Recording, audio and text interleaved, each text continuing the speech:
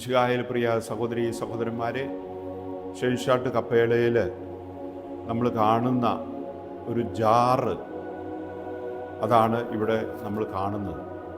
ഈ ജാറിൽ എഴുതി വച്ചിരിക്കുന്നത്, അവൻ നിങ്ങളോട് പറയുന്നത് ചെയ്യുക. സുവിശേഷത്തിൽ, യോഹന്നാൻ്റെ സുവിശേഷം 2-ാം അധ്യായത്തിൽ ജാറുകൾ നിറക്കി വരും. പരിശുദ്ധ അമ്മ പരിചാരകരോട് പറഞ്ഞു അവൻ പറയുന്നത് ചെയ്യും.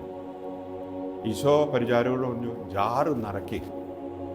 ഈ ജാറ് എപ്പോഴും നിറയ്ക്കപ്പെടുന്നത് നമ്മുടെ ത്യാഗങ്ങൾ കൊണ്ടാണ്, പ്രാർത്ഥനകൾ കൊണ്ടാണ്, നമ്മുടെ അപേക്ഷകൾ കൊണ്ടാണ്.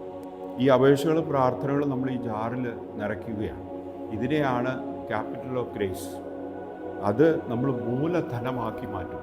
എന്ന് പറഞ്ഞാൽ കർത്താവ് സുവിശേഷത്തിൽ എന്താ ചെയ്തത്? അതിലുണ്ടായിരുന്ന ആ പച്ച വെള്ളത്തെ വീഞ്ഞാക്കി മാറ്റി. അതുപോലെ ഇതിലുള്ള നമ്മുടെ പ്രാർത്ഥനകളും യാഗങ്ങളും നമ്മൾ ഈ കുടത്തിൽ നിക്ഷേപിച്ചു കഴിഞ്ഞാൽ കർത്താവ് അത് നമുക്ക് അനുഗ്രഹമാക്കി മാറ്റും. ഈ കുടത്തിലുള്ള ത്യാഗങ്ങളും പ്രാർത്ഥനകളുമാണ് നമ്മൾ ഉടമ്പടി ദിനത്തിൽ അമ്മയുടെ സന്നിധിയെ സമർപ്പിച്ച് പ്രാർത്ഥിക്കുന്നത്. ഇവിടെ സമർപ്പിക്കപ്പെടുന്ന എല്ലാ ദിവ്യബലിയിലും ഇതിൽ സമർപ്പിച്ചിട്ടുള്ള ചെറിയ അപേക്ഷകൾ, ചെറിയ യാചനകൾ, അതുപോലെ നിയോഗങ്ങൾ എല്ലാം സമർപ്പിച്ച് നമ്മൾ പ്രാർത്ഥിക്കുന്നു. ഉടമ്പടി ദിനത്തിൽ ഈ അപേക്ഷകളെല്ലാം കർത്താവിൻ്റെ സന്നിധിയിലേക്ക് സമർപ്പിക്കുന്നതിൻ്റെ അടയാളമായി ഈ ഉടമ്പടിയുടെ നാഥയായ പരിശുദ്ധ അമ്മയെ വിളിച്ച് പ്രാർത്ഥിക്കുന്ന ആ ദിവസം ഇതിലുള്ള അപേക്ഷകളെല്ലാം നമ്മൾ കത്തിക്കുമ്പോൾ അത് പുകയായിട്ട് മുകളിലേക്ക് ഉയരുന്നത് നമുക്ക് കാണാൻ സാധിക്കും. പ്രാർത്ഥനകൾ തമ്പുരാൻ്റെ സന്നിധിയിലേക്ക് ഉയരുന്നതിനെയാണ് സൂചിപ്പിക്കുക.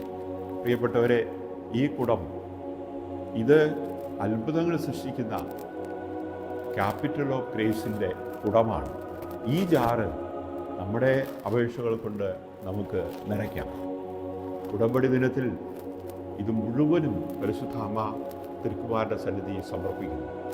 അമ്മ ഈ അപേക്ഷകളെല്ലാം സ്വീകരിച്ച് നമുക്ക് അനുഗ്രഹത്തിൻ്റെ വീഞ്ഞ്, ഐശ്വര്യത്തിൻ്റെ വീഞ്ഞ് അത് നമുക്ക് ധാരാളമായി നൽകുന്നുണ്ട്.